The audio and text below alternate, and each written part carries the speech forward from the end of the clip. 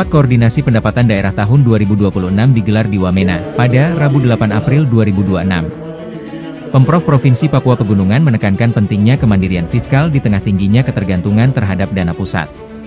Rakor yang berlangsung di Hotel Baliem Pilamo ini diinisiasi oleh Badan Pengelolaan Keuangan, Pendapatan dan Aset Daerah atau BPKAD Provinsi Papua Pegunungan. Potensi-potensi yang selama ini kita tidak mampu kelola, itu harus kita dengan cara apapun supaya ini harus ada hasil. Potensinya banyak dalam artian di lingkungan sekitar kita ini kan banyak yang kita kelola. Cuma cara mengelolanya ini yang kami tidak memiliki ilmu.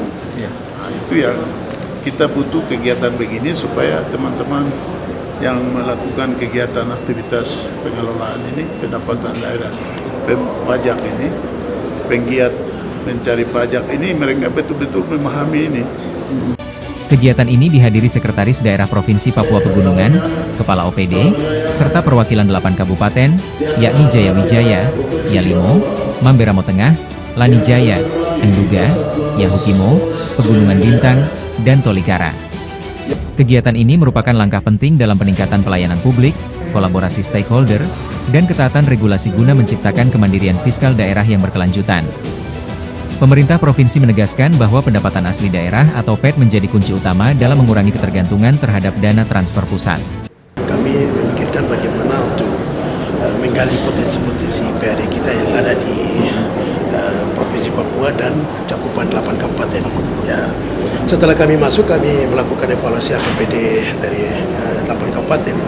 Di sana ketergantungan kami semua Pemda yang ada di Papua Pegunungan ini, kabupaten maupun provinsi itu 99,9%. Jadi hanya cuma berapa persen saja berharap kepada dana transfer. Sehingga di evaluasi itu kami selalu tekan untuk bagaimana potensi yang ada di sana.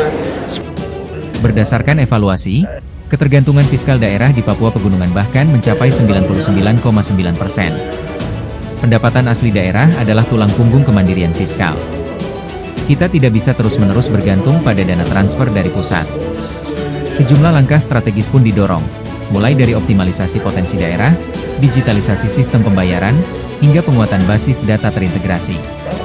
Pemerintah juga menyoroti potensi kebocoran pendapatan, seperti kendaraan bermotor yang beroperasi di daerah namun terdaftar di luar wilayah. Pemda yang ada di sini, sehingga kendaraan luar yang beroperasi itu segera melakukan mutasi masuk. Karena itu merupakan salah satu sumber pendapatan. Itu langkah yang pertama.